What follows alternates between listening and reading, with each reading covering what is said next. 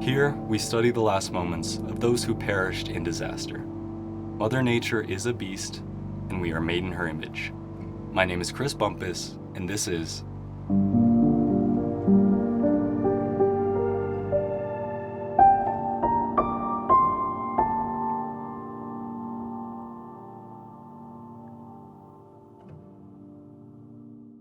The story of the Scofield Mine disaster is your standard cautionary tale, and for my purposes, actually best started when the town of Winter Quarters, Utah, the mine's home, was a ghost town.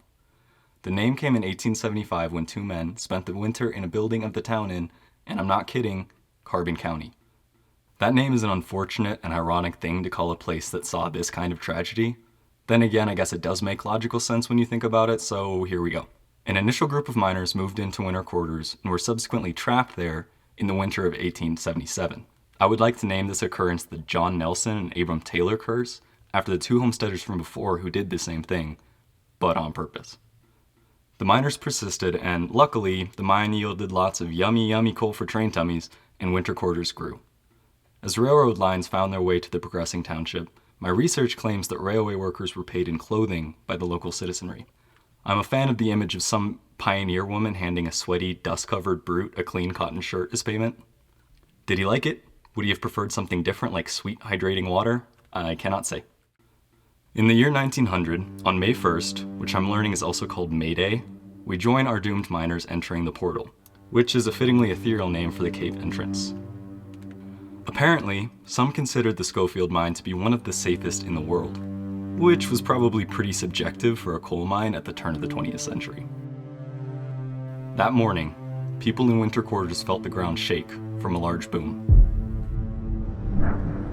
Some townspeople, it said, might have presumed the explosion was caused by a celebration of Dewey Day, which celebrated America's kicking of Spanish boat booty at Manila during that war it had with them. The boom was, in fact, from a several-barrel black powder explosion in the fourth section of the coal mine. The subsequent pressure wave swept through other regions, igniting more powder. Now, here is where we get to the nitty-gritty of a coal cavern explosion. When something explodes in a coal mine, the shockwave is not pure air, but is filled with coal dust, and coal dust is flammable. Needless to say, a searing wave of concentrated carbon is rather dangerous, to life and to cave integrity. Unfortunately, and it is troubling to say this, most of the 200 plus men that died in those tunnels were not killed quickly in the inferno of the eruption. Cave gases are incredibly deadly and often nearly impossible to detect. Let's discuss the many gases other than oxygen that can fill or be introduced into a cave.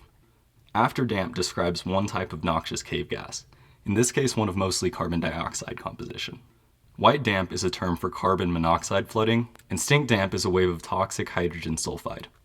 When the air in a cave has a higher ratio of nitrogen to carbon dioxide than normal, it is called black damp.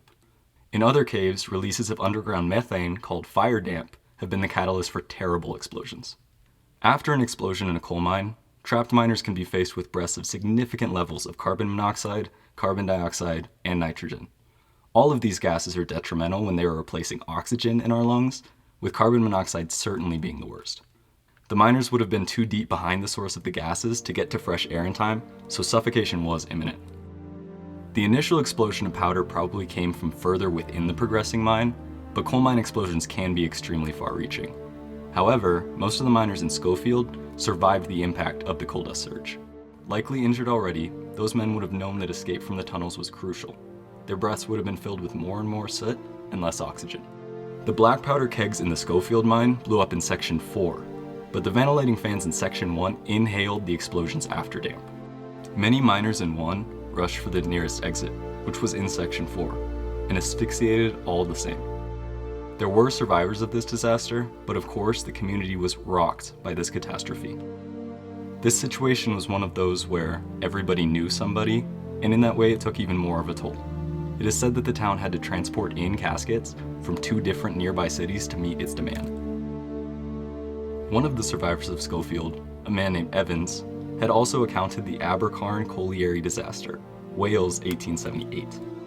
Some 260 men and boys died in Abercarn, making it comparable in casualties to Scofield.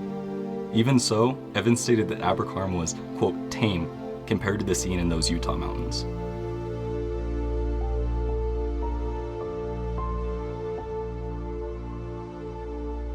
In the following few years, because of Scofield, coal miners in Utah went on strike to demand better treatment and improved mine safety protocols and infrastructure. Many miners in the state were of Italian, Slavic, and Nordic descent, and the idea was posited that workers of non-Anglo origin suffered worse conditions in their work. During the same period, coal miners on the east coast of America were protesting on similar issues in the major coal strike of 1902. The Scofield mine had been inspected less than 2 months before the disaster by a state official. The significant output of coal could have been a driver for subpar safety situations to be allowed to continue in the mine. This speculation aside, the Scofield mine disaster, like most mining accidents, went on to inform future regulations and protocols to preserve miner safety. Even so, if you'll allow some editorializing, I think there is always more to be done when it comes to the safety of the workers that extract the Earth's raw materials for our use. Yes, I also mean this for the people still employed to harness a resource as outdated as coal. 28 years after the disaster, Winter Quarters, Utah was once again a ghost town.